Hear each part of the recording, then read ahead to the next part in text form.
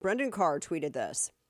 He said that this was last night. The FCC just ordered every broadcaster to start posting a race and gender scorecard that breaks down the demographics of their workforce.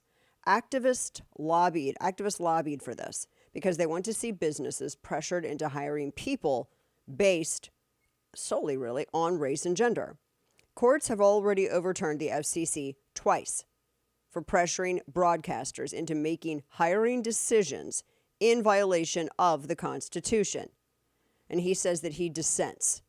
He says, and he notes that the Civil Rights Act of 1964 requires that the government, they're supposed to keep this data confidential when the Equal Opportunity Employment Commission collects it. But then the FCC, he adds, goes another way, one that violates the Constitution, as courts have already found in 2 prior FCC cases. He says this is no benign disclosure regimen either. He says the evidentiary record makes clear that the FCC has chosen to publish these scorecards for one and only one reason: to ensure that businesses are targeted and pressured into making decisions based on a person's race or gender. And he adds, let's start with the FCC's track record of pressuring broadcasters into discriminating on the basis of race and gender in violation of the equal protection guarantees of the Due Process Clause of the Fifth Amendment to the U.S. Constitution.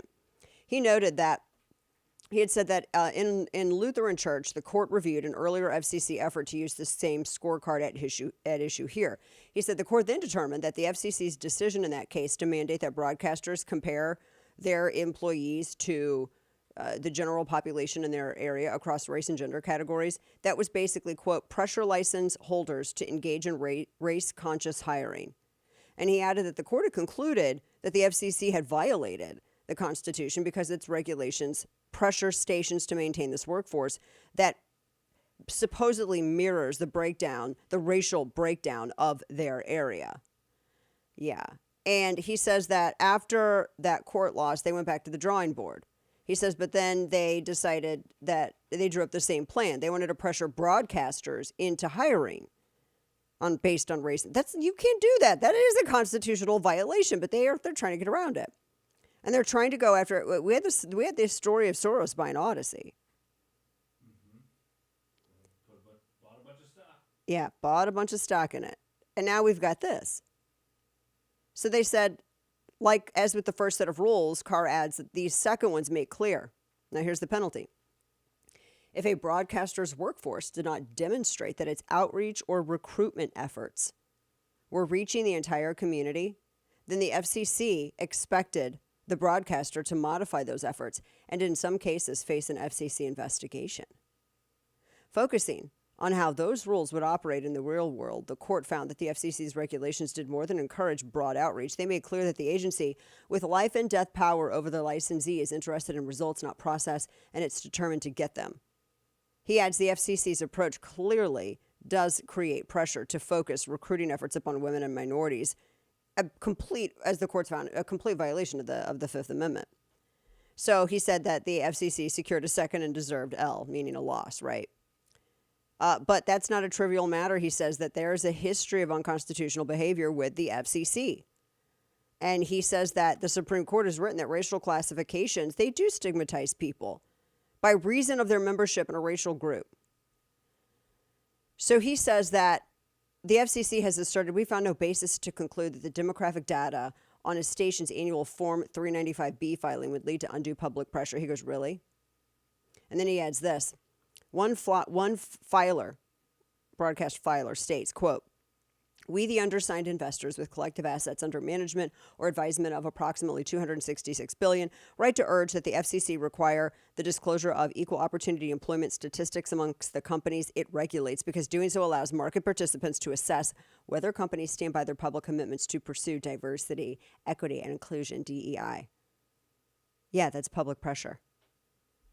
By demanding that they publicly disclose all of this, they want to target and pressure by activist groups all these different broadcasters and bring in the government itself. And he says that posting these scorecards, in Brendan Carr, the FCC, he's on the FCC, he says this is, they call it, posting these scorecards are what we would call pure pretext in discrimination context. And he also notes that the FCC claims that publishing these scorecards increases the likelihood that erroneous data will be discovered and corrected, but that's stupid. That doesn't even make any sense at all, because how are they going to sit here and verify the reported race and all of that? Like, especially now, because the FCC says that you can report non-binary. Again, are they going to show up at the workplace? Oh, you're non-binary. Oh, you're gay, or you're this. Okay. Go below that dude. Prove it. You know what I mean? Like, where are they? Come on. It's Friday. It is Friday. This is how stupid this is. You see what I'm saying here? How are they going to do that? Well, it's absurd on so many levels, because think about this. How do they know that every race listens or watches broadcasts evenly? So why would then you employ an even amount of people? You know what I mean? They would have to be watching these broadcasts evenly between races. I think their main goal is just to control speech here. Well, of course it's always been that. And on the pretext of we're going to make sure that there's like fairness with all demos. That's just so dumb. It is dumb. And everybody listens differently. And different groups of people. And you can even just say old and young even listen differently. Yeah. Middle-aged listens differently. Demographics are what drive it. It's not the government driving the demographics. It's the other way around, and they're trying to flip that. I'm telling you what, this is like fairness doctrine. Gosh, the fairness doctrine plus DEI. Just when you thought it couldn't get more annoying, ta-da, it did. It got more annoying. It's going to get bad. I think it's going to get bad. And I think depending on what happens in November, it's going to get a lot worse. And then think about the digital currencies they want to issue. So get this kind of government while you have a currency they can control. Mm-hmm. Oh, no thanks. Think about this. Do you remember back in, I remember in the 90s when I was a teenager. I grew up in the 90s. And I knew I heard some of the stuff about the fairness doctrine, and I knew, I remember there was a Time magazine cover, and of course we're in, God rest his soul, and his family are dear friends of mine, Russia's slot now in a bunch of markets across the country. I remember a magazine cover. It was Time magazine, and it was Howard Stern and Rush Limbaugh on the cover. One representing the right, one representing the left. I was in school. Like, I remember my parents had a subscription to Time magazine, and I just like to read, so I would read anything that's around the house. And I remember reading about that, and there was a inclusion about fairness doctrine. And even then, when I was reading it, I'm like, why does the government? And it was weird because they were couching it as though they felt that they needed to, it was like the early days of talking about fairness doctrine, right? They felt like they needed to introduce something like that to kind of mitigate what they said was just, they had the shock jock of Limbaugh or whatever. But why wasn't that being applied to Stern, though? That was the thing. As a teenager, I was reading this going, well, why doesn't this go both ways? This is kind of weird. And I just never really thought anything more about it. I just, was a kid. I was going out and living my life. But I remember reading that. They've been trying for so long to contain the success of not really so much even just, I don't want to say just Republican, because there are a lot of conservatives that cringe over Republican, and I'm kind of one of them. And just right-leaning in terms of, conserving individual liberty constitutionally, more constitutional approach, folks. There's been this huge effort over the past several decades to curtail their voices online, because in the early days of radio, when radio commentary really took off, those were the people who dominated. The left could not get it off the ground. And I do suspect that one of the reasons why the left could never get it off the ground is because they were so overrepresented elsewhere. If people wanted to go and hear leftist commentary, they could turn on any network channel. They could read any newspaper. They could go see or read about anybody in Hollywood. It's so the leftist thought is so oversaturating. It's everywhere. But it's not like that for people who are more conservative, constitutionally minded. Those expressions of thought, actually, you have to work a little bit more to get them in full. And usually the only time that they're presented in a mainstream theater is when people are savaging them or trying to mock them or disagreeing with them or trying to destroy them. And that's ultimately it. So that's why broadcasting was so incredibly important for constitutionally minded voices. And then it expanded beyond that.